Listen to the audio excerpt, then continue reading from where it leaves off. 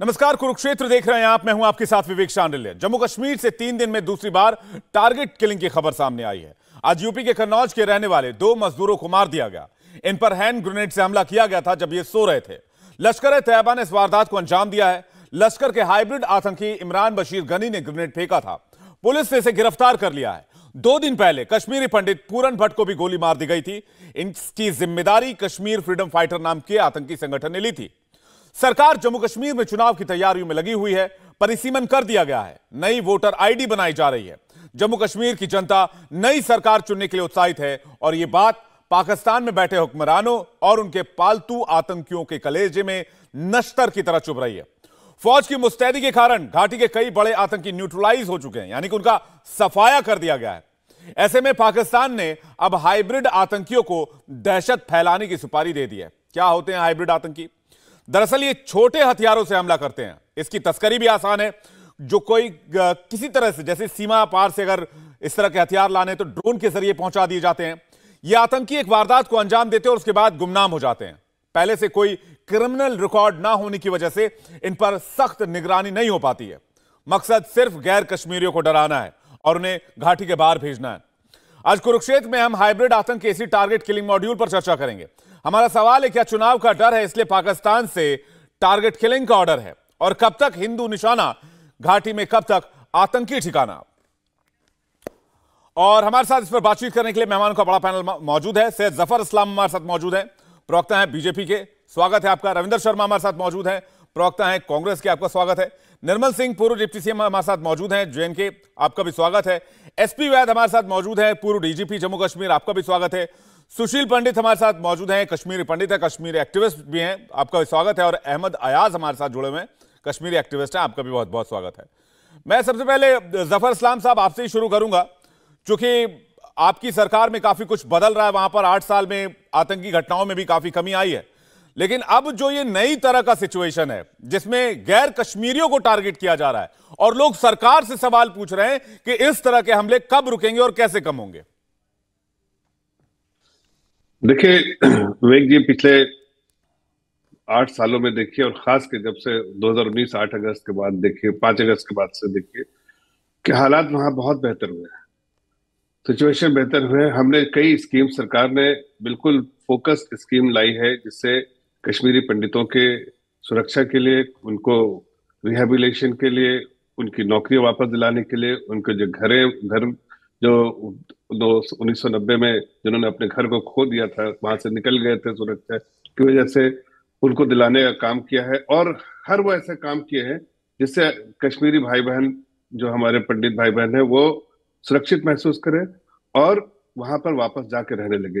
ये बात हकीकत है कि जो इसमें कई लोगों को तकलीफ हो रही है, इसलिए कि कश्मीर में आतंक फैलाने में पाकिस्तान ही नहीं, यहाँ पर भी कुछ लोग ऐसे हैं जो आतंक फैलाने के लिए जिम्मेदार हैं और उसमें और उसको काम को, नापाक काम को अंजाम देने का काम कर रहे हैं। लेकिन चाहे सुरक्षा बल हो, चाहे पुलिस हो, चाहे सरकार हो, चाहे एडमिनिस्ट्रेशन हो, सब सख्ती से उससे निपट रहे हैं। और जो डिस्टर्ब्ड एरिया है कश्मीर, उसमें काफी हद तक सुधार हुआ है। कुछ हो सकता है लोगों को ऐसा लगे कि जो इन घटनाओं की वजह से उनको कहने लगे कि भाई वहां पर सुधार नहीं हुआ, लेकिन एक आम कश्मीरी देखिए, अभी जैसे आप देखिए वहां पर जब गृह मंत्री गए थे तो अब जिस तरह से भीड़ उमड़ के आई थी, उससे समझ में आता है कि अब उत्साह है लोगों में। वहां के जो पहले जो सरकारें रही हैं और जो पार्टियां रही हैं, वो लोगों को सिर्फ वर्गलाने में, उनको गुमराह करने में, उनको कहीं ना कहीं बार बार विवादित बयान देके उनको जो है जो उत्तेजित करने में यही सफल होती थी। आप ठीक है, अहमद अयाज के पास जा रहा हूं। ठीक है जफर साहब, अहमद अयाज के पास जा रहा हूं। क्या अहमद अयाज, इस तरह के बयानों से प्रोत्साहन मिलता है? जो बात आज बीजेपी ने भी कही और जफर इस्लाम भी कह रहे हैं कि खून की नदियां बह जाएंगी, खून की धारा बह जाएगी, भारत का झंडा उठाने वाला नहीं बचेगा अगर यहां पर ऐसा हो गया वैसा हो गया। इस तरह के बयानों से आतंकियों का हौसला बढ़ता है, जबकि आतंकी घटनाओं में, मैं आंकड़ों के साथ बात करूंगा, थोड़ी देर में आंकड़े भी पेश कर दूंगा, बहुत कमी आई है घाटी में, और घाटी में लोगों का आना जाना भी काफी बड़ा है। देखिए गौरव, दुख की बात है कि अभी आज मजदूरों की कल हलाकतें और होगी, तो उसके साथ साथ अफसोस इस बात का है कि अभी भी हम सूरत हाल को और ग्राउंड सिचुएशन को सही तौर पेश नहीं कर रहे हैं और अपने सियासत के हिसाब से इसको प्रेजेंट कर रहे हैं। अगर सारा ठीक है तो मुझे ये बताइए, जो लोग कश्मीरी पंडित जिनके लिए बहुत कोशिशें की गई कि वो यहाँ रिसेटल हो जाए, यहाँ रहें, वो कुछ टाइम से यहाँ आए, बहुत टाइम से यहाँ आए थे और उनको भी भागना पड़ा इसलिए कि हालात कुछ साजगार नहीं है। और अभी जो टारगेट किलिंग्स हो रही है, अगर सारा जो जफर साहब कह रहे हैं सारा ठीक ठाक है, तो ये हो क्या रहा है? कुछ न कुछ तो है, कहीं न कहीं तो है गड़बड़, जिसकी वजह से यहाँ लोगों का रहना भी मुश्किल हो गया। बाहर से जो लेबर्स आ रहे हैं, एक मिनट, बाहर से जो लेबर्स आ रहे हैं उनको यहाँ के लोकल लोग अपने लेबर से ज्यादा प्रेफर कर रहे हैं क्योंकि वो बहुत मेहनती है, ईमानदारी से काम करते हैं, और उनको भी यहाँ से अब मारा जा रहा है। अगर ये सारा हम मान लें जो जफर साहब कह रहे हैं सारा ठीक है, तो ये सारा क्या है? क्या उन्होंने ये नहीं समझा कि जो हलाकतें हुई है, जो टारगेट किलिंग्स हो रही है, ये मिलिटेंट्स की एक स्ट्रेटजी अब चेंज हो रही है। और अभी तक जो मुकाबला करते आए, हमने सिर्फ 1990 से सिर्फ हमने सिक्योरिटी फोर्स और आर्मी को आगे करके मिलिटेंसी का, टेररिज्म का, जो भी कहिए, उनका मुकाबला करते रहे। और अब जो स्ट्रेटजीज मिलिटेंट्स की चेंज हो रही है, और उस स्ट्रेटजी को कम्बैट करने के लिए वही स्ट्रेटजी चेंज हो रही है। ये बात तो मैं भी कह रहा हूं। अहमद अयाज, मैं सुशील पंडित जी से इसका जवाब लूंगा। जफर इस्लाम साहब में आ रहा हूं। स्ट्रेटजी चेंज हो रही है, लेकिन स्ट्रेटजी सिर्फ हिंदुओं को क्यों टारगेट किया जा रहा है? चाहे वो कश्मीरी पंडित हो, चाहे वो आज मारे गए जो बिहार यूपी के रहने वाले, कन्नौज के रहने वाले जो दो जवान थे जो काम करने के लिए गए थे, वो कश्मीर को संवारने गए थे, कश्मीर को बनाने के लिए गए थे, और हिंदुओं को निशाना बनाया जाता है जानबूझ के, कश्मीरी पंडितों को निशाना बनाया जाता है। सुशील पंडित कुछ कह रहे हैं। सुशील पंडित जी। विवेक जी, ये नई बात नहीं है। 32 साल से यही सिलसिला चल रहा है कि वहां पर जो भी हिंदू हैं, चाहे वो वहां के स्थानीय कश्मीरी हिंदू हों या बाहर से काम करने के लिए आने वाले हिंदू हों, उन्हें बर्दाश्त नहीं किया जाता। घाटी को 99.99% जो है वो मुसलमान आबादी के साथ रखा जा रहा है, और हिंदुओं को उनके घरों से, उनके काम से, उनकी दुकान से, उनके दफ्तरों से मार कर भगाया जा रहा है, लूट कर भगाया जा रहा है। इसको जिहाद कहते हैं। मैं थक गया हूं समझाते समझाते कि ये विकास की प्रॉब्लम नहीं है, ये वहां पर भटकाव की प्रॉब्लम नहीं है, ये वहां शिक्षा की प्रॉब्लम नहीं है, ये वहां पर इंफ्रास्ट्रक्चर की प्रॉब्लम नहीं है, ये जिहाद है।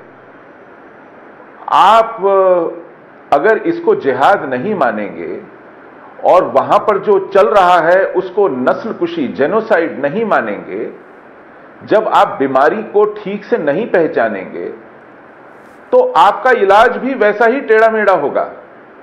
अब अगर सरकार ने यह तय कर लिया है कि उन्हें कश्मीर को मैनेज करना है, उन्हें कश्मीर को बदलना नहीं है, मैनेज करना है, यानी सड़कों पे ट्रैफिक नॉर्मल दिखे, बाजार समय पर खुलें और बंद हो, स्कूल और कॉलेज चलें, दफ्तरों में लोग आए, काम करें, यह सामान्य हालत है। टूरिज्म सेक्टर हो, चले, अमरनाथ यात्रा हो जाए, इसको मैनेज करना कहते हैं। और ऐसे में अगर 2-4 दिन में एक आध आदमी मरता जाए तो इसकी तो आदत पड़ जानी चाहिए थी अब तक देश को, कश्मीर को। यह है मानसिकता। आप इसको कह रहे हैं कि ये एक तरह से कश्मीरी पंडितों के सफाई का प्लान बनाया जा रहा है, लेकिन इसका सोल्यूशन क्या हो सकता है? सुशील पंडित जी, मैं इस पे बात करूंगा, आज सोल्यूशन पे बात करूंगा। इसका जवाब मैं निर्मल सिंह जी से ले लेता हूं, उसके बाद एसपी वैद्य जी के पास जा रहा हूं, और हमारे साथ रविंद्र शर्मा भी आ गए, प्रवक्ता हैं कांग्रेस पार्टी के। निर्मल सिंह जी, सुशील पंडित जो बात कह रहे हैं कि सोल्यूशन की तरफ नहीं जा रहे हैं,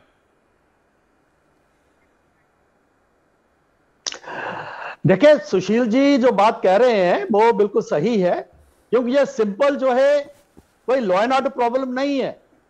ये सिंपल जो है डेवलपमेंट सिर्फ उतने तक की बात नहीं है, अनएम्प्लॉयमेंट की बात नहीं है, बिल्कुल सही कहा।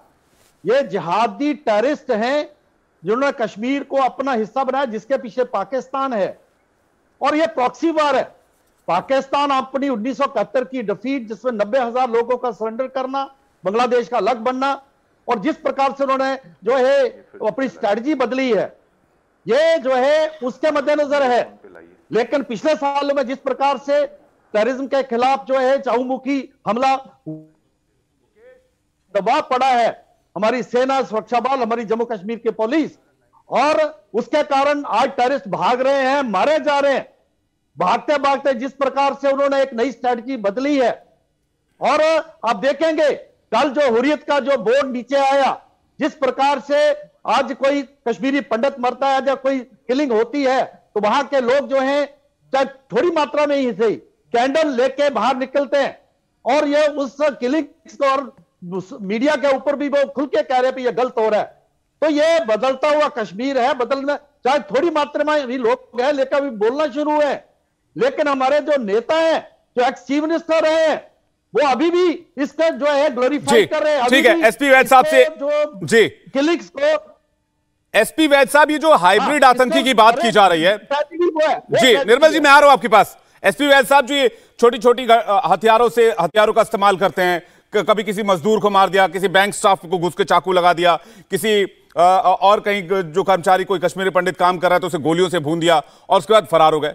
ये जो नया फॉर्मेट आया है, मैं इसके पॉलिटिकल एंगल पर भी जाऊंगा क्योंकि आज प्रियंका गांधी ने भी ट्वीट किया है, फारूक अब्दुल्ला ने भी बयान दिया है, लेकिन इस वाले एंगल पे एक जरा सा एसपी वैद आप नजर डालें।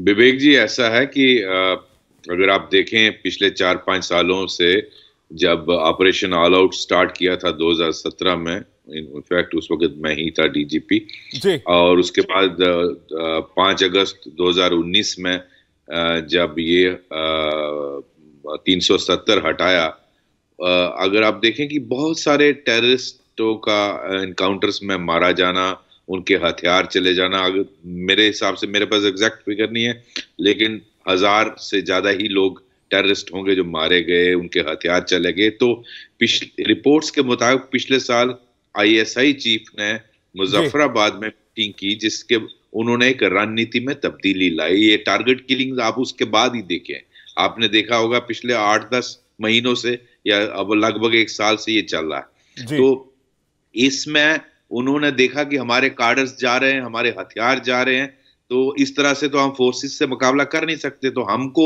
ये हाइब्रिड टेररिज्म वाली पॉलिसी अडॉप्ट करनी पड़ेगी जिसमें जो लोग लिस्टेड नहीं हैं, जो रेडिकलाइज्ड हैं सफिशिएंट, उनको छोटे हथियार दिए जाएं, क्योंकि इसके बहुत सारे फायदे हैं। इसके फायदे ये हैं कि आप हथियार नहीं लूज करते, आप छोटा हथियार ड्रोन से ड्रॉप करिए और आप एनकाउंटर में एंगेज नहीं होते हो, आप सॉफ्ट टारगेट्स को चुनते हो, कहीं लेबर देख लिया, कहीं कश्मीरी पंडित कोई अनसुरक्षित जगह पे बैठा है उसको देख लिया, कोई दवाई के दुकान वाला, कोई टीचर है, कोई रेडी वाला है, उसको हिट करिए, या कोई पॉलिटिकल वर्कर है उसको हिट करिए, और इससे दहशत का माहौल पैदा करिए। बिकॉज जो वहां की एस्टैब्लिशमेंट है उनको लगा कि 370 के बाद जिस तरह से यहाँ हालात बढ़ने लगे, मैं उनको बहुत लंबा वक्त नहीं लूंगा, आपको सभी हमारे जानते हैं क्या क्या तब्दीलियां आई उसके बाद, तो उससे उनको एक लगा कि हमारा एग्जिस्टेंस क्राइसिस है, एग्जिस्टेंशियल क्राइसिस हो गया,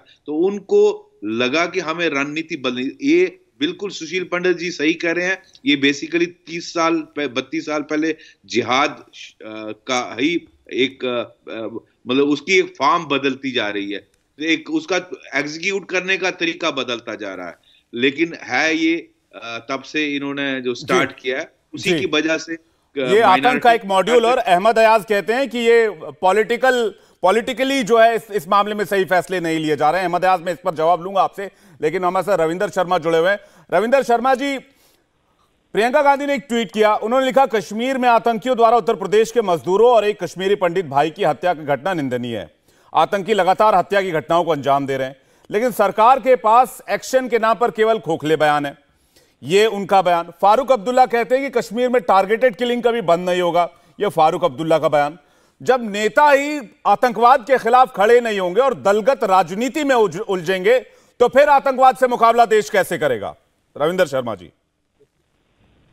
शर्मा जी, मैं ये जानना चाहूंगा कि क्या वो 3 साल 9 साल सरकार में जो बैठी है पार्टी, उनको ये अधिकार पूछा जाए, क्योंकि जब पिछली सरकारें थी तो वो तो तीसरे दिन ही पूछते थे, आज ये टारगेटेड किलिंग 30 साल में जो पीक मिलिटेंसी में जो लोग कश्मीर में सुरक्षित रहे, जिनको भागना नहीं पड़ा, जिनको घर नहीं छोड़ने पड़े, जो कश्मीरी पंडित या माइनॉरिटी के लोग वहाँ थे, कारोबार करते थे, उन लोगों को क्यों इस 2 साल या 3 साल कश्मीर अगर बना लिया, आपने कमर तोड़ दी, आपने आतंकवाद की कमर तोड़ी, इसमें कोई पीछे नहीं है।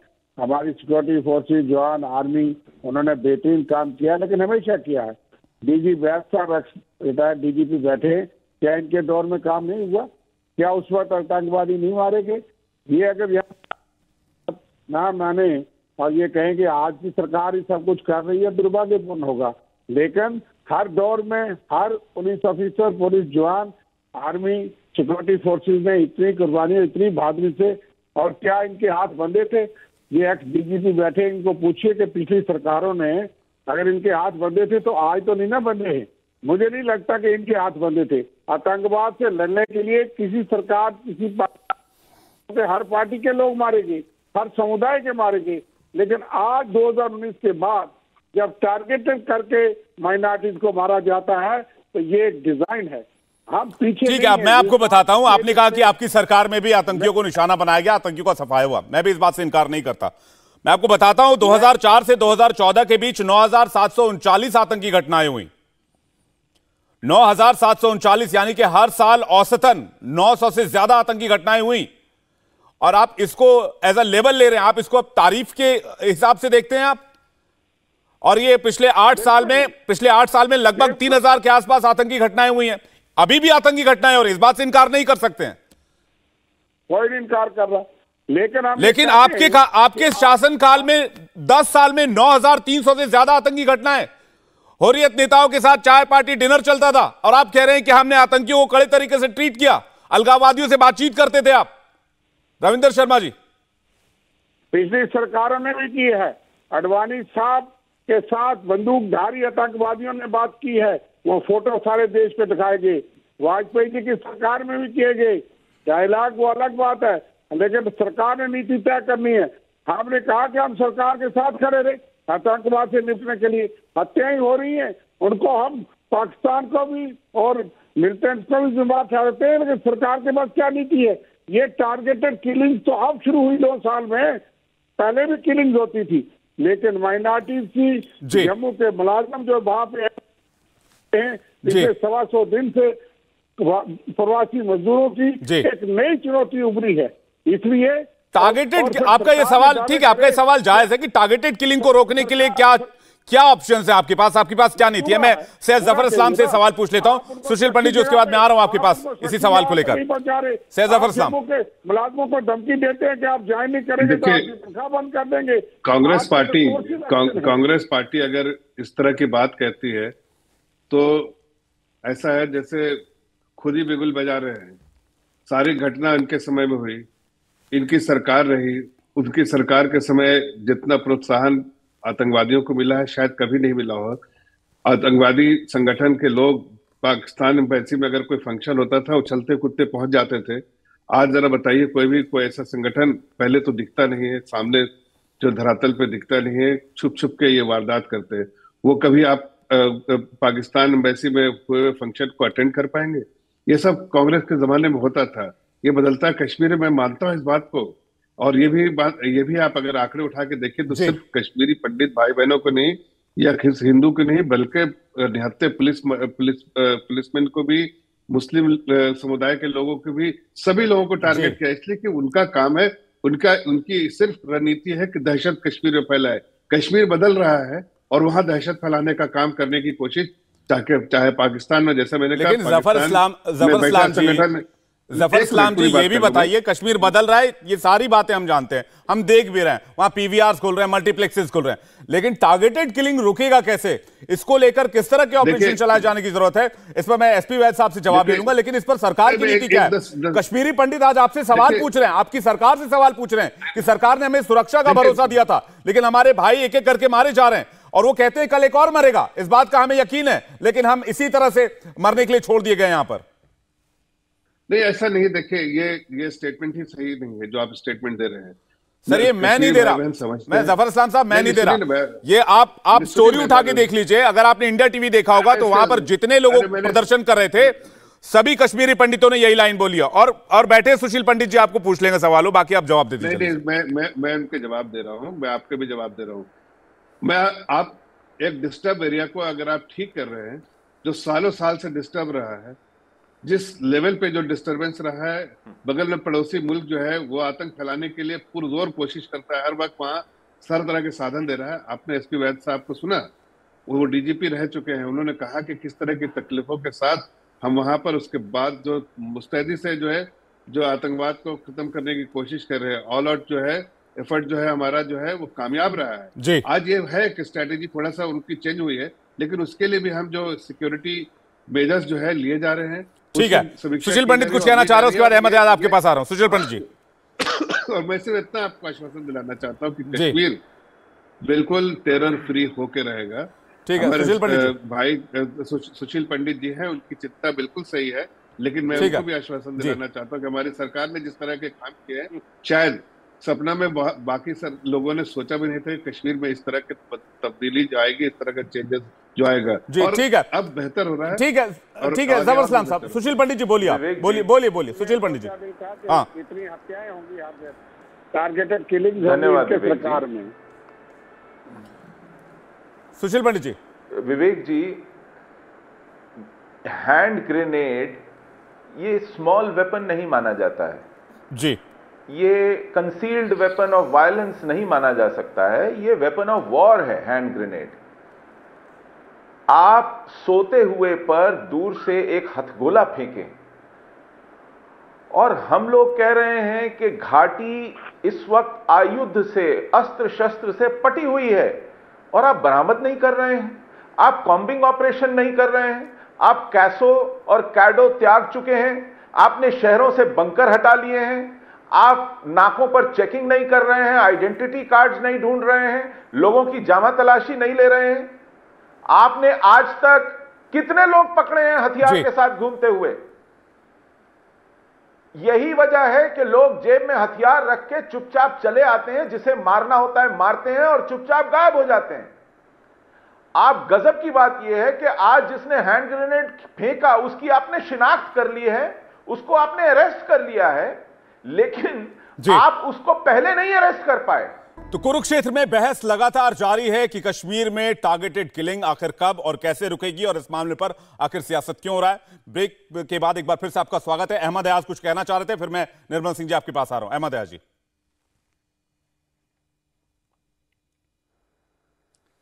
देखिए, मैं पहले भी ये कह चुका हूं, 1990 में जिसकी भी गवर्नमेंट थी, चाहे वो जनता दल की थी या और किसी की थी, उस वक्त भी एक पुलिस वाला ही, एक सिक्योरिटी वाला ही हालात का मुकाबला कर रहा था। उसके बाद अगर कांग्रेस बीच में आई वो भी सिक्योरिटी वाला ही मुकाबला कर रहा था, और आज भी सूरत हाल वही है, वही सिक्योरिटी वाला सड़क पर या किसी जगह पर हालात का मुकाबला कर रहा है। इन बिटवीन, इस दौरान बात आई अभी सामने, इस दौरान अगर एक्सप्लोर पॉसिबिलिटीज की भी गई, चाहे वो अडवाणी जी मिलिटेंट से मिले या मिलिटेंट ऑर्गेनाइजेशन से, आई डोंट नो किस किस के साथ मिले, या कांग्रेस ने कोशिश की बात करने की, वो एक छोटी कोशिश रही और शायद हर एक हुकूमत की कोशिश यही रहेगी कि हालात को सुधारने के लिए अगर कुछ एक्सप्लोर करना पड़े तो देयर इज नथिंग रॉन्ग। तो लेकिन आज की सिचुएशन जो है, आज हम सिनेमा खोल रहे हैं और आज हम और कुछ ऐसे तदाबीर कर रहे हैं जैसे शराब की दुकानें खोलने जा रहे हैं, तो इससे बुनियादी सूरत जो है, ज़मीनी हकाइक जो है वो बदलने वाले नहीं है। लेकिन उसे हम क्या करना चाह रहे हैं, वो हम एक जम्मू कश्मीर से बाहर एक मैसेज देना चाहते हैं कि जम्मू कश्मीर में हालात बिल्कुल नॉर्मल है, और उससे कश्मीरी पंडित जो 30-32 साल से बाहर बैठा है वो इसे वापस नहीं आ सकता, उसके लिए कोई ऐसी कोशिश नहीं है। उसके अलावा जो यहाँ बस रहा था वो भी भाग रहा है। शराब दुकान खोलने से, सिनेमा खोलने से उसके हालात में कोई तब्दीली नहीं आ रही है, लेकिन हुकूमत के लिए या किसी पॉलिटिकल पार्टी के लिए एक फायदा बन सकता है बाहर कि भाई हमने जम्मू कश्मीर में हालात ठीक किए, वहां हालात सिनेमा भी खुल रहे हैं और आम लोग वहां का बाहर का ये समझेगा शायद वहां हालात ठीक नहीं है। ठीक है, जी मुद्दे पर आइए। लेकिन एक बात जो मैं आपको कहना चाह रहा था, आप मिलिटेंसी शब्द का यूज क्यों करते हैं? आप टेररिज्म क्यों नहीं बोलते? विवेक जी, टेररिज्म ही बोल दीजिए, चलिए मैं भी टेररिज्म ही बोलता हूं। ये हिपोक्रेट्स हैं, ये फारूक अब्दुल्ला जैसे लोगों के इनके नेता हैं क्या जो लाशों के ऊपर शासन करते हैं। ये है इनका एटीट्यूड, क्योंकि ये भी इनडायरेक्टली उस जिहाद को सपोर्ट कर रहे हैं। इनको कष्ट है कि वहां मल्टीप्लेक्स क्यों शुरू हो गया, इनको कष्ट है कि वहां टूरिज्म क्यों बढ़ रहा है, वहां पर डेवलपमेंट क्यों हो रही है, वो अलग बात है। और ये लोग कभी भी पाकिस्तान को कंडेम नहीं करेंगे। ये सिर्फ जो सरकार के ऊपर जो है क्वेश्चन मार्क लगाएंगे। डॉक्टर वैद ने बड़े डिटेल्स में बताया है, ये टेक्निकल मामला है। समझना निर्मल जी, आप जो कह रहे हैं हम चुप करके बैठे, आप वो सही है, मैं जवाब करूंगा, सुना, मैं रिस्पॉन्ड करूंगा। टेक्निकली आप ये मत समझे, बकवास मत करिए आप टीवी पर बैठ के। यहाँ लोग मारे जा रहे हैं, यहाँ कश्मीरी लोग मारे जा रहे हैं और आप सियासत पर कर रहे हो। आप भी सियासत कर रहे हो, फारूक अब्दुल्ला भी सियासत कर रहा है, आप सब लोग सियासत कर रहे हो और कश्मीरी मार रहा है। की बोली बोलती है। और भाई आप तो कहते थे स्काई इज द लिमिट। आपने फारूक अब्दुल्ला के साथ हुकूमत नहीं बनाई, पाकिस्तान में आपने मुफ्ती के साथ हुकूमत नहीं बनाई। राहुल गांधी चाइना में जाके वहां बैठते हैं और आज बोल रहे हो कि वो उसके साथ है, इस प्रकार ये इसके साथ है और उस वक्त मजे ले रहे हैं आप। आप तो डिप्टी चीफ मिनिस्टर थे उस टाइम, जब तक मजे ले रहे थे। मतलब है सारी सियासी पार्टियों को भी इस मुद्दे जब आप डिप्टी चीफ मिनिस्टर थे तब नहीं लगा, एकजुट होना होगा। अब नहीं दिखा आपको ये प्रॉक्सी वार है।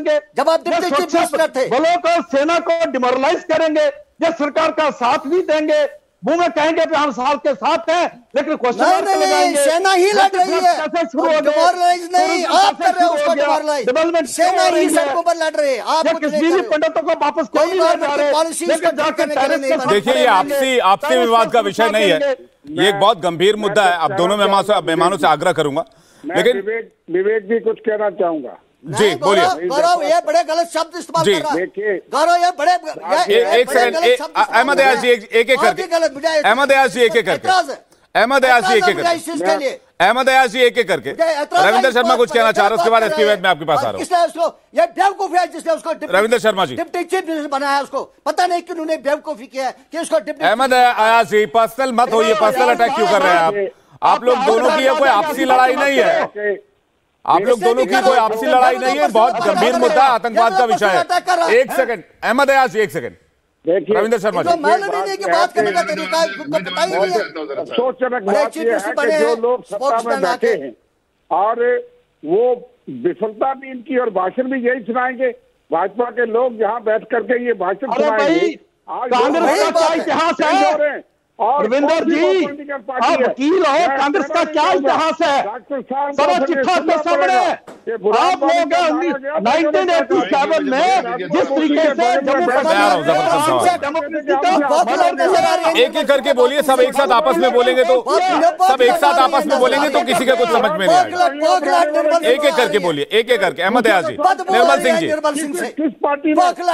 रविंदर जी, मुद्दा ये नहीं है कि किसकी पार्टी में क्या हुआ, मुद्दा ये है कि आतंकवाद पर, ये टारगेटेड किलिंग पर रोकेंगे कैसे इसको। एसपी वैद जी से जवाब ले रहा हूं, उसके बाद में जफर इस्लाम आपके पास आ रहा हूं। अहमद अयाज जी, वो भी भाग रहे हैं। अहमद अयाज जी, अहमद अयाज जी, अहमद अयाज जी, आपको इतनी तकलीफ है तो आप, और वो भी भागे जा रहे हैं। आपको इतनी तकलीफ है तो आप इन आतंकियों के खिलाफ घाटी में आवाज उठाइए ना प्लीज।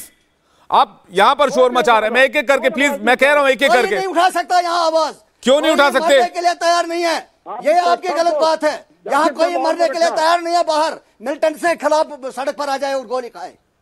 तो कौन फैला रहा मिलिटेंसी और कौन किसकी गोली लग रही है? सिर्फ कश्मीरी पंडितों के लिए मिलिटेंसी, टेररिज्म और मिलिटेंसी है? सिर्फ कश्मीरी पंडितों के लिए टेररिज्म और मिलिटेंसी है? जो बाहर से यूपी के, बिहार के मजदूर जो वहां पर जाकर रहते हैं उनके लिए मिलिटेंसी और टेररिज्म है? गोली खाऊं, मिलिटेंट की गोली खाऊं बाहर उसके खिलाफ होने के लिए? नहीं, आपका क्या मतलब है? मैं अब निर्मल सिंह बैठेगा डिप्टी चीफ मिनिस्टर, मैं बाहर जाकर मिलिटेंट से खिलाफ एक्शन करके गोली खाऊं? तो आप यहां पर तो बोल सकते हैं। यही हिपोक्रेसी है। एसपी वैद साहब ने एक जबर इस्लाम साहब, ठीक है, निर्मल सिंह जबर इस्लाम कुछ कह रहे हैं। जफर साहब कुछ कह रहे हैं, उसके बाद एसपी वैद साहब आपके पास आ रहा हूं। जफर साहब, मैं अहमद याद साहब को इतना ही कहना चाह रहा हूँ, यहाँ भड़कने के बजाय आप यहाँ जो भड़क रहे हैं, आप बाहर में जाके इसकी निंदा कीजिए ना।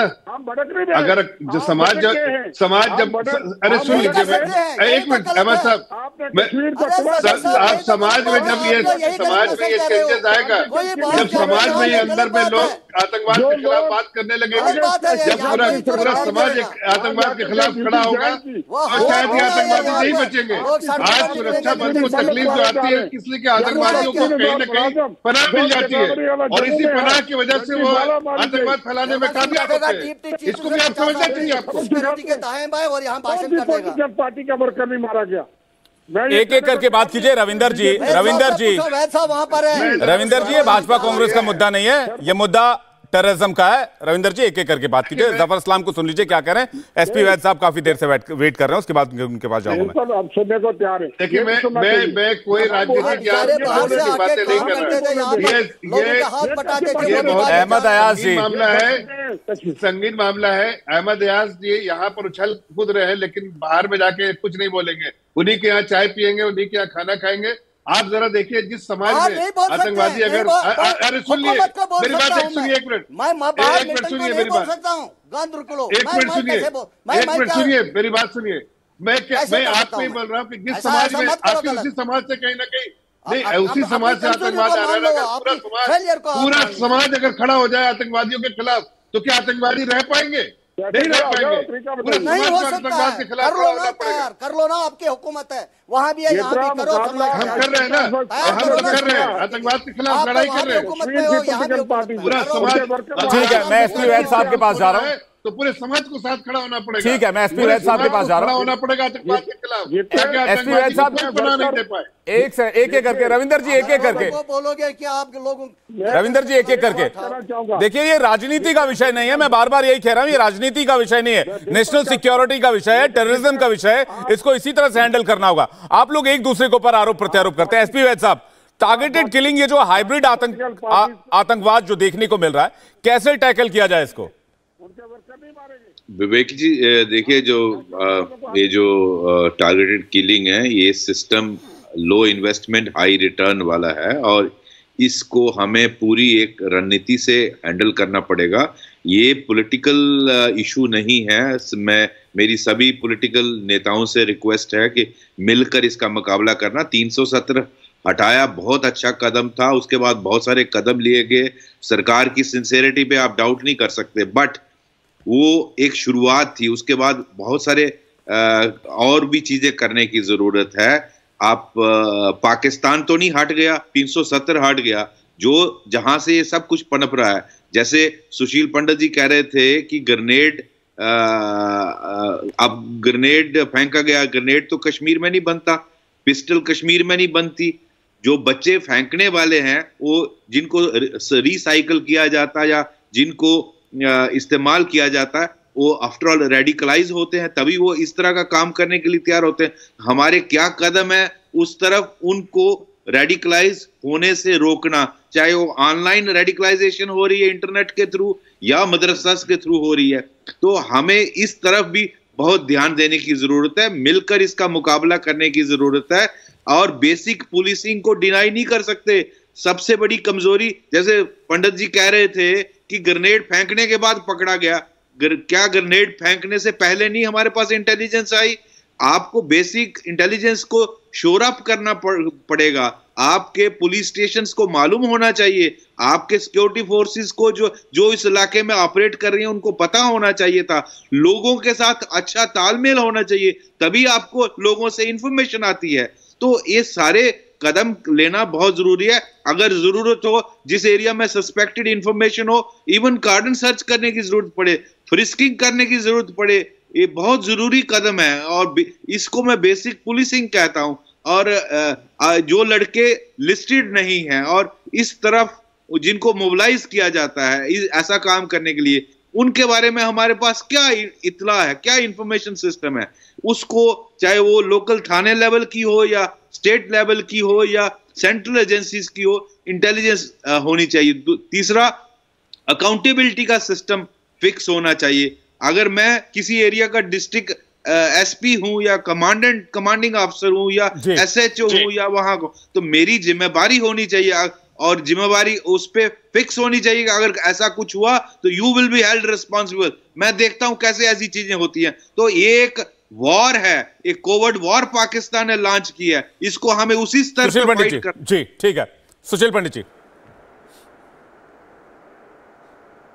नहीं, मैं एसपी वैद साहब बहुत अनुभवी हमारे अफसर रहे हैं और उनके अंडर बहुत काबिले तारीफ काम हुआ है। उनकी बातों पर गौर करने की आवश्यकता है। मैं इसी तरफ पॉइंट आउट कर रहा हूं, आपने एक भी मदरसा बंद किया कश्मीर में? आपने किसी भी मस्जिद की सर्विलेंस की? वहां पर खुतबों में क्या बोला जाता है, क्या पढ़ाया जाता है, क्या पट्टी पढ़ाई जाती है, कहां मीटिंग्स होती हैं, कैसे ये इतना सारा असला, इतना सारा हथियार, अस्त्र शस्त्र कैसे फ्लोट कर रहे हैं घाटी में? इन पर क्यों नहीं दबिश हो रही है? आज कैडो एंड कैसो नहीं हो रहे हैं, बंकर्स उठा दिए गए हैं। मुझे याद है जब यूरोपियन यूनियन पार्लियामेंटेरियंस कश्मीर घुमाने लाए जा रहे थे, सड़कों से नाके हटाए जा रहे थे, बंकर्स हटाए जा रहे थे, ऑब्जर्वेशन पोस्ट हटाई जा रही थी, ये जतलाने के लिए कि कश्मीर नॉर्मल है। वो सब वापस नहीं आया। आप नॉर्मलसी का नाटक करते हैं, लेकिन नॉर्मलसी वहां नहीं है और इस नाटक की वजह से बेकसूर जबर इस्लाम कुछ कह रहे हैं। जबर इस्लाम साहब। हाँ, देखिए मैं फिर से ये बात कहना चाहूंगा कि देखिए कोई मैजिक वैंड नहीं है कि नॉर्मलसी एक दिन में, अगर ये डिस्टर्ब एरिया है, इतने सालों तक डिस्टर्ब एरिया है, आप पॉलिसी मेजर्स ऐसा लेंगे जिससे वहां के लोगों में जो है कॉन्फिडेंस। अरे नई बात क्या, आप एक ही बात को आप बार बार रिपीट करेंगे तो कोई बात, वो नई बात वो कोई बात ऐसी नहीं होगी। सुशील भाई, आप देखिए पिछले हमारी सरकार ने जो इनिशिएटिव लिया उसके बारे में आप कोई दिक्कत नहीं करते हैं।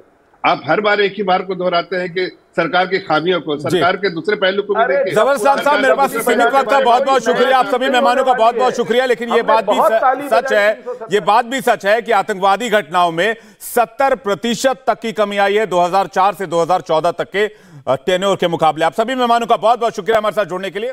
इंडिया टीवी हर वक्त हर जगह डाउनलोड करने के लिए सर्च करें India TV news Google play store या ऐप स्टोर पर।